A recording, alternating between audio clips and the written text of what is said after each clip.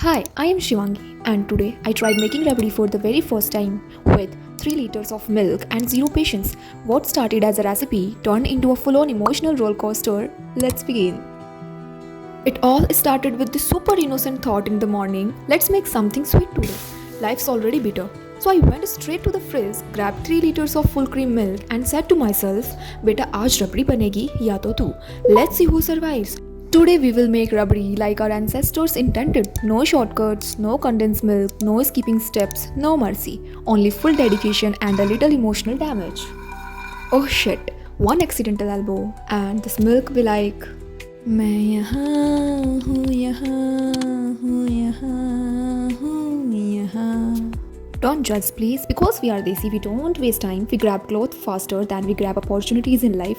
So I added a little crust bread to thicken it. Why? Because I am broke emotionally and bread heals everything. Now this is where I messed up. I thought let's watch Veer Zara, mood ban jayega. But no, actually mood toot gaya. The moment Zara started crying on the screen, I was like, same girl, same. Here I am scraping milk from the corners of the pan like a scrap hope from my life. And she's fighting for love in court. Also, every time Sarkik cried, I stirred faster. By the end of the second hour, I was not making rabdi, I was making a cinematic disaster. So here's the thing, no one told me about rabdi. You don't cook it, but actually it cooks you. Like seriously, by the time I reached 30 minutes of stirring, my right arm had left the group chat. My wrist was like, sis, we signed up for desert, not deadlift. And while I was stirring like a soldier in a battlefield, you know what my left hand was doing? Absolutely nothing, useless, just chilling there like a lazy backup dancer. I looked at the kadhai, I looked at my biceps, and I realized I don't need the gym. I just need to make rabdi every day. No? One hand was doing cardio, the other was filling a leave application, my back was crying, and my brain on loop saying stir or burn, stir or burn.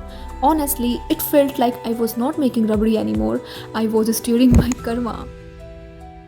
So finally, after 1 hour, 52 minutes and 14 existential thoughts later, I looked at my rabdi and said, you are done. The texture was thick, the aroma was dreamy, the kadhai was heavy and my soul lighter. I switched off the gas, turned around to grab the bowl and suddenly, plop! I turned back and guess what? It was still boiling. Like, girl, calm down, you got your spotlight, you had your drama, now sit down. I actually had a full-on fake emotional climax scene in my head. You know, like Bollywood? But nah, turns out Rabdi had other plans. She was not done with me yet. So I went back to stirring again, this time not with love but pure revenge energy. At this point, it was not about Rabdi anymore. It was me, a spoon, a kadhai of boiling milk and 1,000 crushed dreams. Every stir felt like a fight for freedom. Every scrap of the side walls was like me clinging onto the last piece of hope. And my spoon? My partner, my therapist, my best friend. It had seen everything, the milk fall, the mummy taunts, the emotional breakdown during Veer Zara, and yet it never gave up on me.